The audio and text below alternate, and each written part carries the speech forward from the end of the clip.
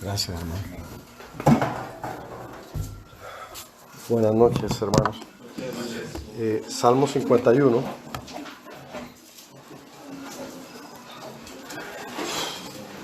Salmo 51.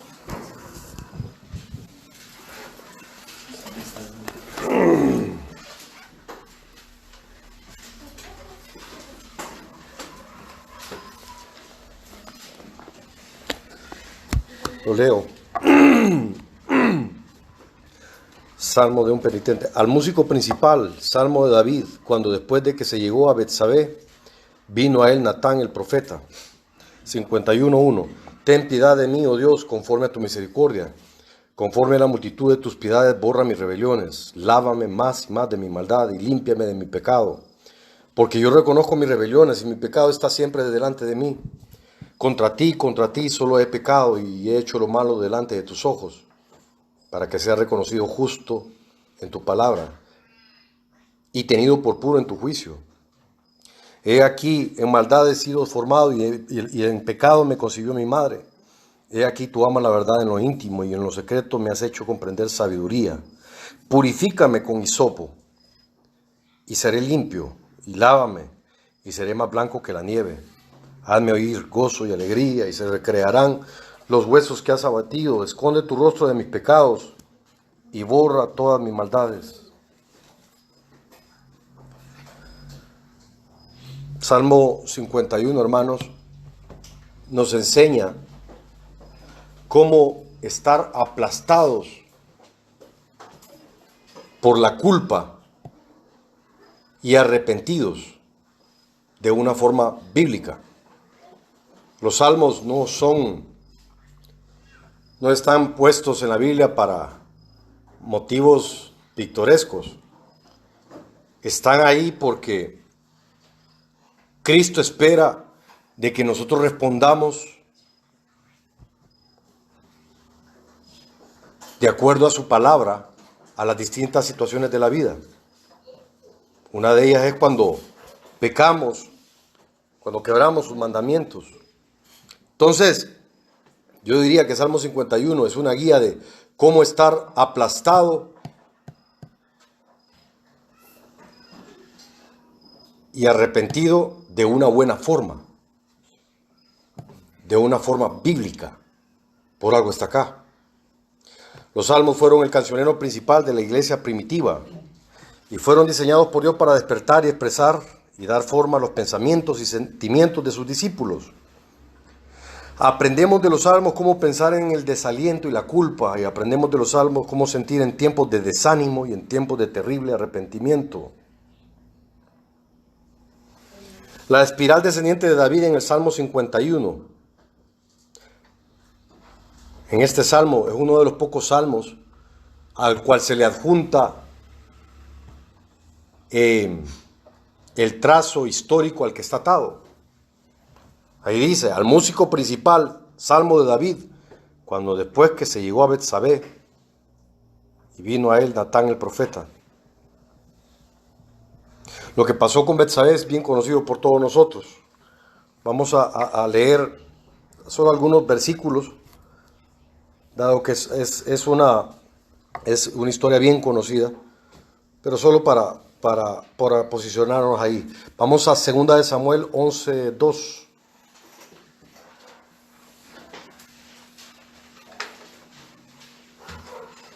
11:2. Segunda de Samuel 11:2. Lo voy a leer. Y sucedió un día, al caer la tarde, que se levantó David de su lecho y se paseaba sobre el terrado de la casa real, y vio desde el terrado a una mujer que se estaba bañando, la cual era muy hermosa. Yo creo que ya ahorita ya caímos, que el Salmo 51 está íntimamente ligado, como lo decía su temario arriba, a esta historia que se nos dice aquí en 2 de Samuel 11. Vio desde el terrado una mujer que se estaba bañando, la cual era muy hermosa. Ahí voy a hacer la primera pausa. Interesante. ¿Qué hacía una de las mujeres más hermosas descritas en la Biblia, desnuda en un lugar donde la podía ver el rey? Solo es una pregunta. ¿Qué hacía? A pesar de que la palabra de Dios y el Espíritu Santo en varias ocasiones encuentra culpable a David y cuenta y recuenta, no dice Betsabé fue culpable igual que David. Pero yo sí me pregunto, si mi casa está arriba de la casa de mi vecina y mi vecina sabe que yo solo me tengo que asomar y ella se está bañando afuera, ¿por qué se está bañando desnuda? Es una pregunta nada más. Una mini biografía de ella nos puede explicar un poquito más del por qué. O tal vez no, solo nos puede dar una reseña. Cuando Adonías, el hijo de David, el hijo mayor de Salomón, estaba usurpando el trono porque David estaba tan débil que no se podía levantar ya de cama, vino Adonías y aprovechó ese momento y se unió con Joab para usurpar el trono y para proclamarse rey de Israel. Betsabé, como todos sabemos, es la madre, y para los que no sepan, es la madre de Salomón.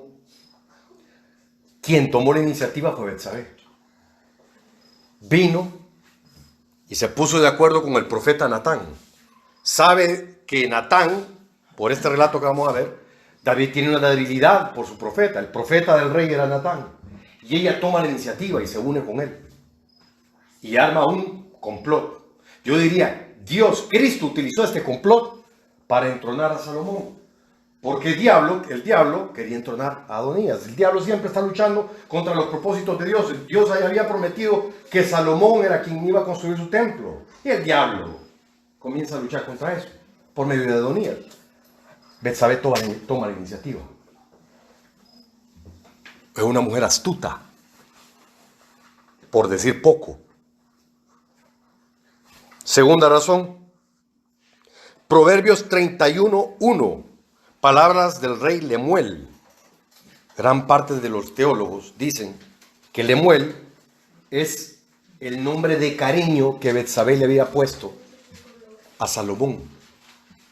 En otras palabras, Lemuel es Salomón. Sabemos que la gran parte de los proverbios fueron escritos por Salomón y los que no fueron escritos por él fueron condensados por él.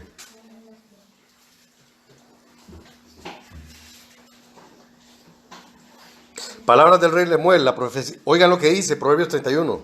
La profecía con que le enseñó su madre.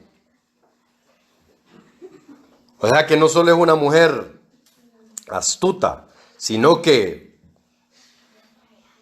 ella fue inspirada por el Espíritu Santo para instruir a Salomón. Entonces, a lo que los quiero llevar es que Betsabé no es una boca abierta. Me cuesta trabajo creer que es pura casualidad que ella se está bañando desnuda debajo del palacio del rey. Solo es un paréntesis. Versículo 3. Pasa lo que tenía que pasar. Cae aquel, porque ya sabíamos que David, en vez de estar donde Dios le había mandado que debía estar, defendiendo a su pueblo, acuérdense, él es el héroe de Israel. Él había matado al filisteo y había librado a Israel de todo lo que sueña Israel ahora. Librarse de todas las naciones árabes. David lo logró.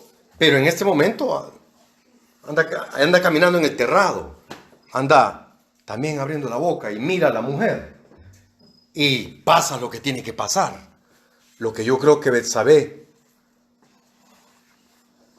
podría haberse imaginado. Envió David a preguntar por aquella mujer. Y le dijeron, aquella es Betsabé, hija de Eliam, mujer de Urías Eteo. Y envió David mensajeros y la tomó y vino a él. Y él durmió con ella. Luego ella se purificó de su inmundicia y se volvió a casa. Y concibió la mujer y envió a hacerlo saber a David, diciendo, estoy encinta. Continuando un poquito para terminar el cierre de Betsabé. Ese mi análisis del carácter de Betsabé. En ningún momento ella se opuso. Ella pudo haberse opuesto. Si ustedes lo miran en Cantar de los Cantares, hay una mujer que se opone a un gobernante. No, yo tengo mi amado a él. Ella pudo haberlo hecho. Pero en ningún momento ella se opone a esto.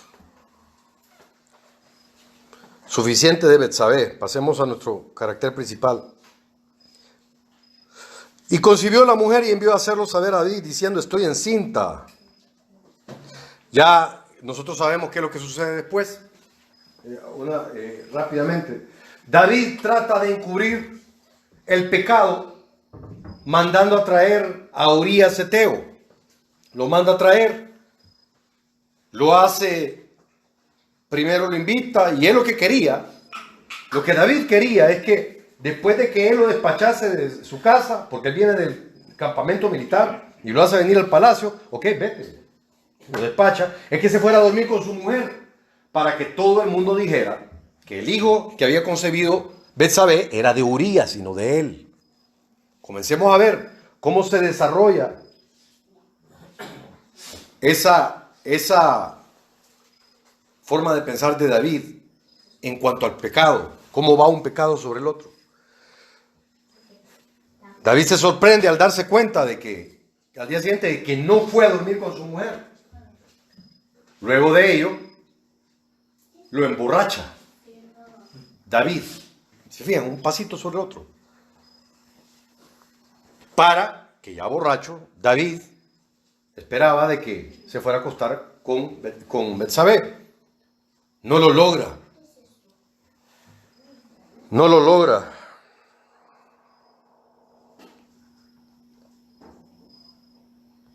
Oigan lo que le dice 2 de Samuel 11:1. 11:11. Había, lo que dice Urías Eteo, había yo de entrar en mi casa para comer y beber y a dormir con mi mujer, porque David le increpó, ¿por qué no fuiste a tu casa? Había yo de entrar en mi casa para comer y beber y dormir con mi mujer, por vida tuya y por vida de tu alma, que yo no haré tal cosa. Urías, hermanos, era un héroe. Escuchen, yo me acuerdo cuando yo estaba pequeño y yo miraba a Spider-Man, no sé si les pasó a alguno de ustedes o a alguno de los muchachos, Spider-Man, Batman, Superman, que estaba el malo atacando a la gente común y llegaba el héroe y los rescataba. A mí se me erizaba la piel. Este es un héroe de carne y hueso que existió, no es de imaginación. Este es un héroe. Urías era un héroe, un patriota, un hombre lleno de valor y de valores. Él no se acostaría con su mujer mientras el pueblo estuviera en combate. ¡Qué carácter de hombre! David pagó esa lealtad asesinándolo. Pasito, un patito, más otro patito, después otro patito, hasta que se lo... David pagó la lealtad de este héroe asesinándolo. Tal así que envió la sentencia de muerte de Urías en la mano de Urías hacia Joab. El Espíritu Santo honra a Urías. Oiga bien, ¿cómo lo honra? Joab era el comandante en jefe de las Fuerzas Armadas de Israel. Pero Crónicas menciona a los 30 hombres más importantes y más valientes de David, que ayudaron a que David llegara al trono, que Israel se convirtiera en la primera potencia del Medio Oeste. No menciona a Joab, pero sí menciona a Urías Eteo, un héroe de carne y hueso. Y es más, cuando menciona a Betsabé allá en la genealogía del Señor Jesús, dice Betsabé, no la mujer de David, dice la que fue la mujer de Urías Eteo. En la mente de Dios, Betsabé toda su vida fue esposa de Urías Eteo, no de David. Lo que Dios juntó, que no lo separe el hombre. Son las palabras de nuestro Señor. Después David continúa, porque cuando estamos en el pecado y tratamos de encubrir una cosa, es una espiral hacia abajo. Es una cosa sobre otra. Envía rápidamente hacia Betsabé y se casa rápidamente con ella. ¿Por qué? Porque él lo que quería encubrir es, bueno, por lo menos me casé con ella y que el pueblo crea que ella concibió mientras era mi esposa. Miren la forma de pensar de David. Todo lo hizo rápidamente. Después viene en el 2 de Samuel 11:27, una de las frases más discretas, el último párrafo del versículo. Mas esto que David había hecho fue desagradable ante los ojos de Jehová. Discreto. Para una historia tan horripilante de pecado y de traición. Así que Dios envió al profeta Natán a David con la parábola que todos conocemos de aquel hombre que era dueño de una ternerita que comía con él y su familia, y un hombre rico que tenía un montón de terneros, y que vino alguien a visitarle y le robó la ternerita. ¿Por qué Natán, que es el profeta, ya les dije, después vuelve a salir cuando está Salomón por ascender al trono? ¿Por qué sale con una parábola de esas? David tenía debilidad por las ovejas, él era un pastor. Siempre que Dios le recuerda a David de dónde le trae, le dice: yo te traje detrás de las ovejas. La carrera de David es de ser pastor. Dios había entrenado a David por medio de las ovejas, y él como pastor, tal así que él exponía su vida por una oveja, contra un oso, contra un león. Él mismo lo cuenta. ¿Por qué? Porque Dios iba a hacer esa traslación cuando él fuera rey de Israel.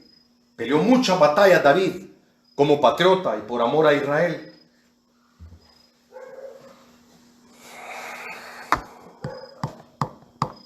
Por eso David, cuando escucha la parábola y mencionan ovejas y mencionan a un débil, se llena de cólera. Vive Jehová, que dicho hombre merece morir. Y ahí la sabiduría de Natán, la sabiduría que le dio el cielo a Natán, le da todo, le pone todo a su favor. 2 de Samuel 12:7. Entonces dijo Natán a David: tú eres aquel hombre. 2 de Samuel 12:9. ¿Por qué pues tuviste en poco la palabra de Jehová, haciendo lo malo delante de sus ojos? A Urías Eteo heriste a espada, y tomaste por mujer a su mujer, y a él lo mataste con la espada de los hijos de Amón. El Espíritu Santo, detrás de Natán, sin adornos, le dice a David y lo desnuda totalmente. Todo esto que hemos hablado no es lo sorprendente. Aquí viene para mí lo más sorprendente, y que para los justos, o los que hemos sido llamados a justicia, nos debería choquear, nos debería de dejar con la boca abierta. Saúl fue desechado sencillamente porque no obedeció. Primero porque no esperó a Samuel y ofreció, no era el trabajo de él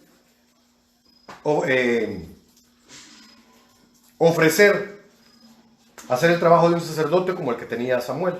Y después porque no mata al rey de Amalek y no mata lo mejor de su ganado. Fue desechado. Lo que David hizo fue 100 veces peor. Tendré misericordia de quien tendré misericordia. Viene lo más sorprendente.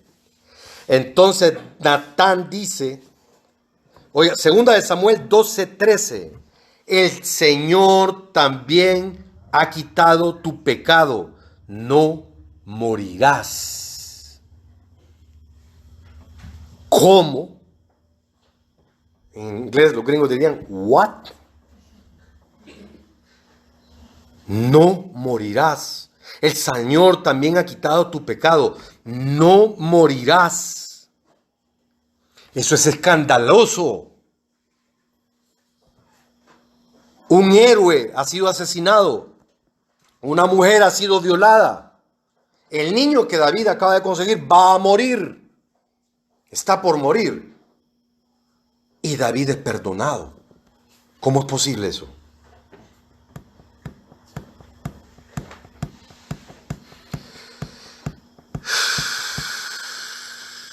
Cometió adulterio, ordenó el asesinato, mintió y despreció la palabra del Señor. ¿Cómo es posible que un juez justo No hablemos de nuestro Dios. Cualquier juez que sea justo, pase por alto violación, asesinato, mentira. Los jueces justos no hacen eso. Vamos a contextualizarlo. Digamos que Urías Eteo es hijo suyo, o que Betsabé es su hija. ¿Qué pediría usted para la persona que violó su hija o aquel que mató su hijo? Seamos honestos. Yo pediría justicia. Yo pediría justicia, que por lo menos le ofrezcan cárcel. 30, 40, 50 años de cárcel. Y si la ley lo permitiese, que le quiten la vida. Escandaloso. El Señor también ha quitado tu pecado, no morirás. ¿Cómo es posible? Teológicamente hay una respuesta para esto. Romanos 3:25. Romanos 3:25. ¿Acaso entonces no clamaría si Urías fuera mi hijo? Si Urías fuera Yeshua, yo haría lo imposible porque se le impusiese la pena de muerte a quien causase eso a mi hijo. Si mi hija fuera violada o se le quitase su honor, yo haría lo imposible porque esa persona sufriese la pena capital. Pero la palabra nos da la respuesta del por qué eso no sucedió. Romanos 3:25. A quien Dios puso, ese quien es el Señor Jesús, a quien Dios puso como propiciación por medio de la fe en su sangre, para manifestar su justicia, a causa de haber pasado por alto en su paciencia los pecados pasados. Eso fue lo que Dios hizo. Literalmente, pasó por alto el pecado de David. En su paciencia los pecados pasados, versículo 26, con la mira de manifestar en este tiempo su justicia, a fin de que Él sea el justo y el que testifica, el que es de la fe de Jesús. Este es uno de los versículos más importantes, hermanos, de la Biblia, si no el más importante, de cómo vincular al Señor Jesús con los salmos y por ende con el Antiguo Testamento.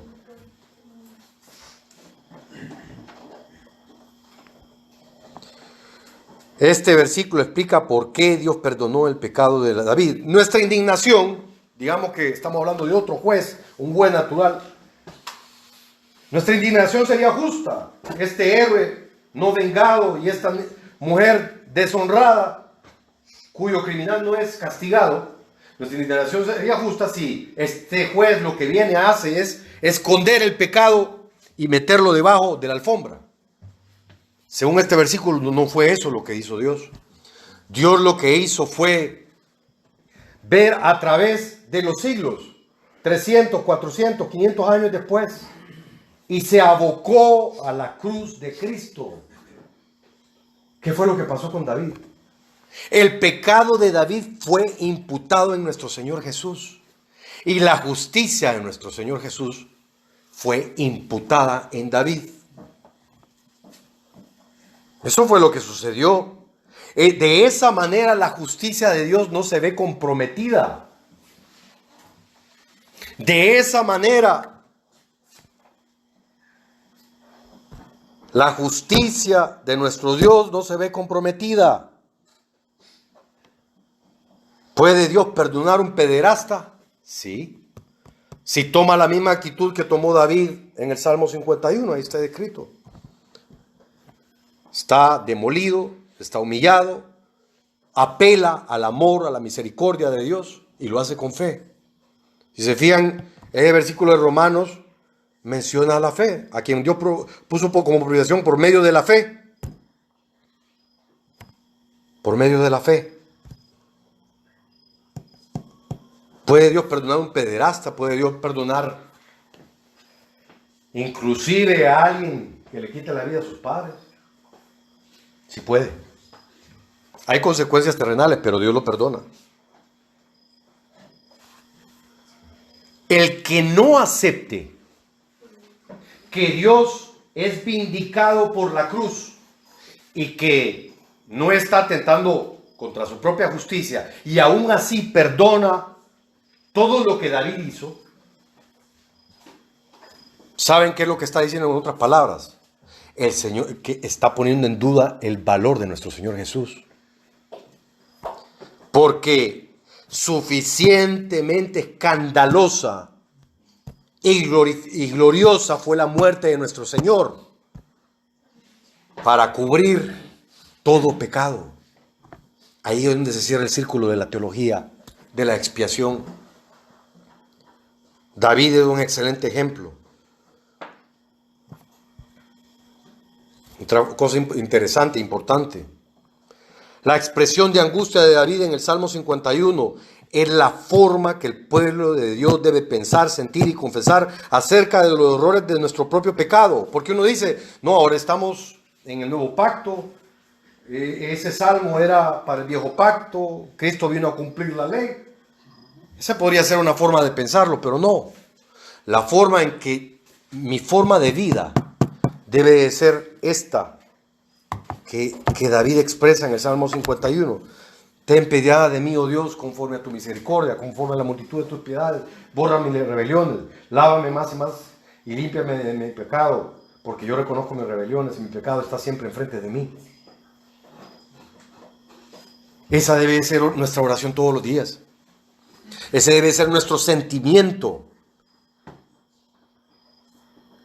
Si humanamente nosotros queremos medir el calibre del peso del pecado de cada persona, que no se nos olvide algo. Dios condenó a toda la humanidad porque alguien se comió un fruto. Para Dios es lo mismo. Ese acto de desobediencia, donde tomé un fruto y lo comí, que la violación que David cometió. ¿Qué quiere decir eso?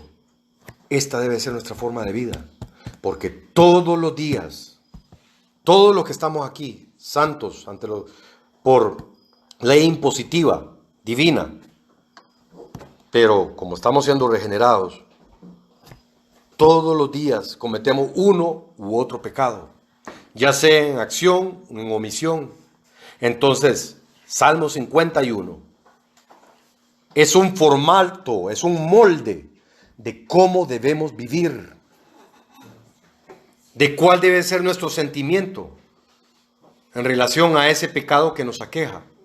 Miserable de mí, decía Pablo, el mayor misionero de todos los tiempos, el máximo vocero del Evangelio en el Nuevo Testamento. Miserable de mí, ¿quién me librará de este cuerpo de muerte?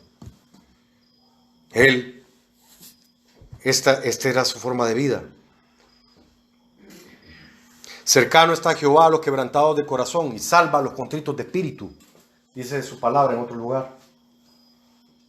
Cercano está Jehová a los quebrantados de corazón y salva a los contritos de espíritu. Entonces los quebrantados, los contritos de espíritu, los humillados, los que aceptan que necesitan ser limpiados. Para Dios no hay calibre de pecados. Recuerden, el fruto o la violación. El hecho de que yo vaya en mi carro y me enoje que alguien me quite la vía y yo le diga algo, para Dios es lo mismo que venga y agarre una pistola y le pegue un tiro a esa persona. Por eso necesito de esta oración. Por eso esta oración debe ser mi forma de vida. Por eso existe el Salmo 51, el Salmo de un penitente, que Dios inyecte. Para terminar, hermanos, tengo creo que 3 minutos. Tenía varios puntos que quería tocar el Salmo, me imaginé que no iba a tener tiempo. Solo voy a cerrar con... Si ustedes leen todo el Salmo 51, hay algo increíble. ¿Acaso no es asombroso que en todo el Salmo David no habla de sexo? David no hace mención de lujuria. Qué interesante. Porque nosotros, si hacemos un diagrama de lo que sucedió, no, aquí el problema fue un problema de faldas. Este fue un problema de faldas. Pero David inspirado por el Espíritu Santo, no menciona lascivia o no menciona sexo. ¿Por qué será? ¿Por qué David en el Salmo no clama por moderación sexual? ¿O por qué no reza por ojos protegidos y pensamientos libres de sexo? Es porque David, inspirado por el Espíritu Santo, sabe que la lujuria por la que él acaba de pasar no es la enfermedad, es un síntoma. Miremos cuál es la enfermedad. Miremos la estructura que tuvo que pasar David para llegar a eso. Inciso A. Primero, ¿dónde está el lápiz y el papel para producir ese poema inspirado por el Espíritu Santo al que nos tiene acostumbrados David, los salmos? ¿Por qué en vez de andar haciendo nada, o estaba en combate o estaba escribiendo esos salmos? Que fíjense, gran parte de los salmos que David escribió los ha de haber escrito con alguna quebradura, porque él era un soldado, con dedos quebrados, con alguna rodilla quebrada, en medio de dolor, y él escribía salmos. Llegaba cansado de batalla y se escondía en una cueva y se ponía a escribir salmos, inspirado por el Espíritu Santo. Léanlo y búscanlo y van a ver que es cierto. ¿Dónde está? En este momento es el lápiz y el papel y el poema inspirado por esos poemas, Jehová es mi pastor. No están. Obviamente, como no están, tampoco los puede cantar. Recuerden, los salmos, por eso es importantísimo entender esto del Salmo 51. Por ejemplo, este Salmo 51, David venía y se paraba ante toda la congregación y lo cantaba. La palabra de Dios en el epitafio de David le llama el dulce cantor de Israel. O sea que ni Javier cantaba tan bien como David. El dulce cantor de Israel. ¿Se imaginan qué galillo tenía David para que todo... Antes no había micrófono. ¿Qué talento tenía en su boca? Decía David, si yo me olvidase de Israel, que mi lengua se pegue a mi paladar. Para David, que se le quitara la voz, era quitarse su razón de ser, porque él era un cantor. Miren cómo le define el Espíritu Santo, el dulce cantor de Israel.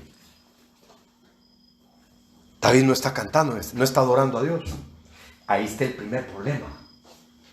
Le estoy demostrando por qué el sexo no es el problema. El sexo solo es la evidencia de un mal peor. Ese es el inciso A. Inciso B. Luego, como no estoy con los ojos puestos en Dios y adorándole y utilizando mi don para servirle y alabarle, viene el inciso B. Luego viene la indiferencia. En vez de estar luchando, amado hermano Gerardo, a la par de Urías, se está paseando en el terrado. C. Viene la avalancha de pecados. Entendemos entonces que no fue un problema de faltas.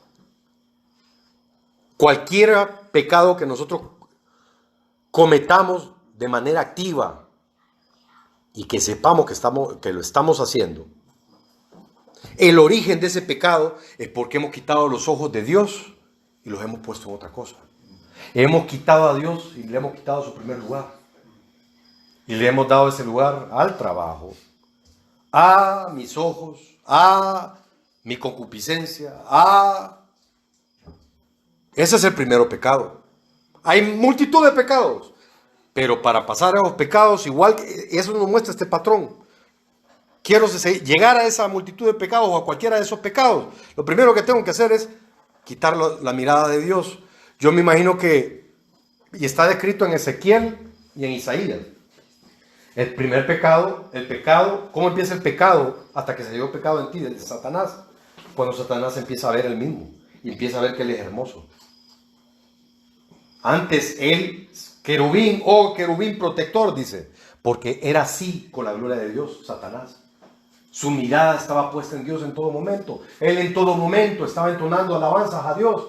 Pero llegó un momento que quitó su vista de Dios y comenzó a verse a sí mismo. Y vio que él era hermoso. Ese fue el pecado original. Y aquí lo vemos retratado en David también. No fue un problema de faltas. Ese solo es el fruto. El pecado original es que David ya no está haciendo para lo que Dios lo creó, alabándole. Está haciendo cualquiera otra cosa. Jehová bendiga su palabra.